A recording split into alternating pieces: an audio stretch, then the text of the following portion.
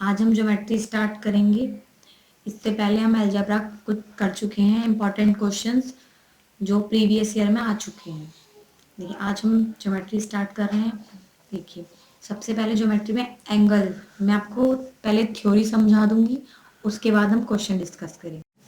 इससे पहले मैं आपको ये बताना चाहूँगी, जिसने चैनल को सब्सक्राइब नहीं किया है वो सब्सक्राइब कर लीजिए ताकि आपको पार्ट वाइज वीडियो आपको पता चल जाए।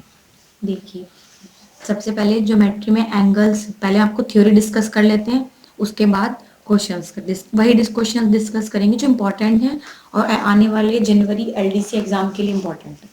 देखिए सबसे पहले एंगल्स पता होना चाहिए, एंगल क्या होते हैं, कि व्हाट इज एंगल। देखिए between two intersecting lines on surface और close point where they meet are called angle. देखिए कोई बिंदु, किसी बिंदु पे कोई दो लाइन का मिलना क्या कहलाता है, एंगल।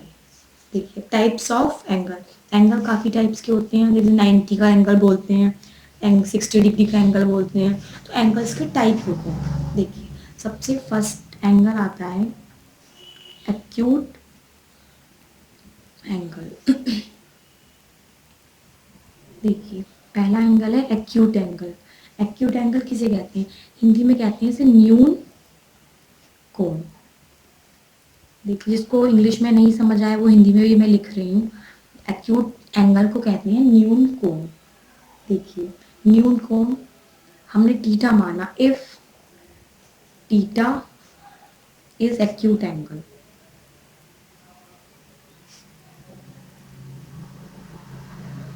देखिए अब थीटा एक्यूट एंगल है तो ये 90 बड़ा होगा किससे, थीटा से, और थीटा की वैल्यू छोटी होगी 90 से। Theta is smaller than 90। जैसे हमने ये एंगल बनाया 60, ये तो पता ही है ये कितनी डिग्री का है, 60, तो ये क्या कहलाएगा, एक्यूट एंगल। जो एंगल 90 से कम होता है एक्यूट एंगल कहलाता है, या न्यून कोण जो 90 से कम होता है। थीटा इज स्मॉलर देन 90, आप डायरेक्ट याद कर सकते हैं थीटा एक्यूट एंगल है तो थीटा इज स्मॉलर देन 90, ये हो गया एक्यूट। नेक्स्ट आता है ऑब्ट्यूज एंगल।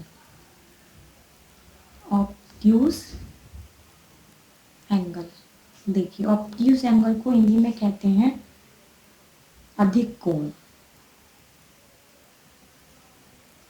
अधिक कोण, देखिए अधिक कोण, फिर से मान लीजिए कि if theta is obtuse angle, हमने थीटा को माना ऑब्ट्यूज एंगल, देन 90, ये देखिए अब क्या बड़ा होगा, थीटा बड़ा होगा किससे, 90 से, और एक्यूट में थीटा छोटा होगा 90 से। ये बात तो वैसे भी जनरल बातें हैं, मोस्टली सबको पता होती हैं कि एक्यूट एंगल क्या होता है, ऑब्ट्यूज क्या होता है। एक्यूट एंगल 90 से कम होता है और ऑब्ट्यूज एंगल 90 से ज़्यादा। Theta is greater than 90। जैसे 120 का होता है एंगल, ये देखिए 120 का होता है थीटा 120, तो एंगल कौन सा हुआ, ऑब्ट्यूज एंगल। ठीक है, छोटा होगा न्यून कोण होगा, बड़ा होगा 90 से तो ऑब्ट्यूज एंगल होगा। ठीक है, थर्ड थर्ड है right angle. Right angle, right angle को कहते हैं हिंदी में समकोण, जो दो लाइन को इंटरसेक्ट करके मिलता है समकोण। देखिए तो सबसे इजी एंगल होता है, ये देखिए दो लाइन है, एक लाइन इस पे परपेंडिकुलर है, तो ये एंगल क्या कहलाएगा हमारा, 90 डिग्री। ये कहलाएगा थीटा इज इक्वल टू 90। ये डायरेक्ट होगा कि थीटा की वैल्यू ही क्या होगी, 90 होगी। जिसमें थीटा की वैल्यू 90 होगी वो क्या होगा, right angle. If theta is right angle then theta is 90 degree. ठीक है, नेक्स्ट देखिए, नेक्स्ट होगा straight angle. Straight angle, straight angle को हिंदी में सरल कोण कहा जाता है। हाँ आई थिंक सरल कोण ही कहते हैं, सरल कोण। सरल रेखा पे जो कोण बना होता है, स्ट्रेट लाइन, देखिए एक स्ट्रेट लाइन है, फॉर एग्जाम्पल पूरी सरल रेखा पे जो कोण बनेगा पूरी, वो कहलाता है स्ट्रेट एंगल। तो उसमें पूरा, अब देखिए डी पे देखते हैं पूरा एंगल बनता है, तो वो पूरा एंगल कितने का होता है, 180 का। तो यहाँ थीटा की वैल्यू होगी 180 डिग्री। ये बात आपको ध्यान रखनी है। 90 डिग्री अगर एंगल है तो राइट एंगल होगा, 180 है तो वो स्ट्रेट एंगल होगा, 90 से ज़्यादा है ऑब्ट्यूस एंगल होगा, 90 से कम है तो एक्यूट एंगल होगा। ठीक है, ये 5th देखिए 5th एंगल देखते हैं, रिफ्लेक्स एंगल। रिफ्लेक्स एंगल देखिए, रिफ्लेक्स एंगल थर्ड क्वाड्रेंट में पहुंच जाता है, तो उसमें थीटा की जो वैल्यू है वो स्मॉलेस्ट होती है 270 से एंड ग्रेटर होती है 180 से। ये इनके बीच होता है थीटा।